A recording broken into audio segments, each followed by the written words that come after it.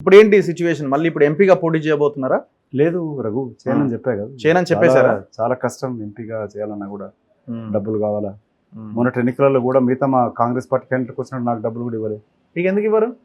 మీరు high command direct Delhi అది కూడా ఢిల్లీ హైకమాండ్ చెప్పినాక కొన్ని సహాయం వచ్చింది అంతే. అంతదా కూడా లాస్ట్ 1 week లో కూడా అది ఒక్కరికే రాలేదా? మీతో పాటు ఇంకొంతమందికి రాలేదా?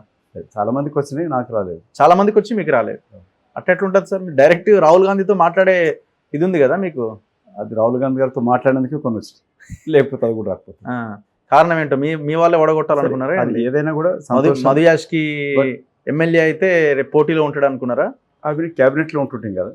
సో అది but I'm honestly 100% happy that Congress is come to power. Okay.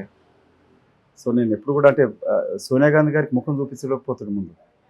ఆమెతో 2 సార్లు మేము మాట్లాడినప్పుడు తెలంగాణ విభజించినాక తెలంగాణ కాంగ్రెస్ అన్న పరిశ్రమ అవుతుంది, ఆంధ్రాలో జగన్ వెళ్ళిపోవడంతో ఆంధ్ర ఎట్లా కష్టం ఉంది, అక్కడ ప్రభుత్వం వచ్చినట్టు లేదు, కాబట్టి తెలంగాణ గెలవాలనేది ఒకటి ఉండే. అవును. సో కాంగ్రెస్ అందుకే తెలంగాణలో కాంగ్రెస్ రావడానికి రఘు 10 సంవత్సరాలు మీరు చూస్తుంటే క్యాంపెయినింగ్ కమిటీ చైర్మన్గా అటు పిసిసి అధ్యక్షుడికి సిఎల్పికి మధ్యన వారధిగా ఉంటూ వాళ్ళిద్దరు పాదయాత్ర చేస్తే నన్ను పాదయాత్ర చేయమన్నా కూడా 3 దిక్కులు పోతే నవ్వుల పాలు అవుతామని చెప్పి వాళ్ళిద్దరు పాదయాత్ర మద్దతు ఇస్తున్న తిరిగిన తప్ప నేను సొంతంగా తిరగలేదు.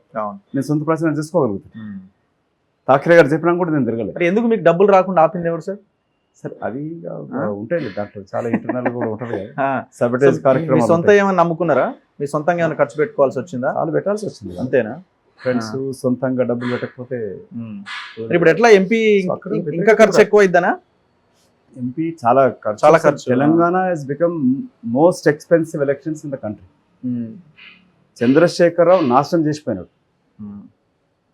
14 తెలంగాణ రాష్ట్రం ఏర్పడ్డాక కల్వకుంట్ల చంద్రశేఖరరావు దగ్గర ఉన్నంత డబ్బులు మొన్న త్రిపురలో నా మిత్రుడు ఉంటాడు, మాజీ రాజాధికారి రాజు, అతనికి చంద్రశేఖరరావు ఫోన్ చేసి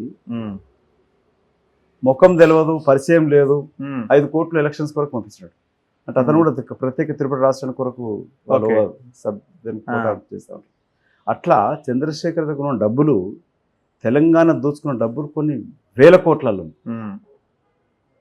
అతను ఏ విధంగా ఎలక్షన్స్ని డబ్బులతో మయం చేసినాడంటే, సో ఎల్బీ రోడ్ గెలవడానికి కూడా కారణం అక్కడ బీఆర్ఎస్ అభ్యర్థి 100 కోట్ల పైన పెట్టినాడు. అవును. వాడు ప్రతి భూమి దందాలలో అన్నిట్లలో ఇరుక్కున్నాడు. కేటీఆర్కి పార్ట్నరు. మీకు ఎంత అయింది సార్? అవి చెప్పలేం కదా.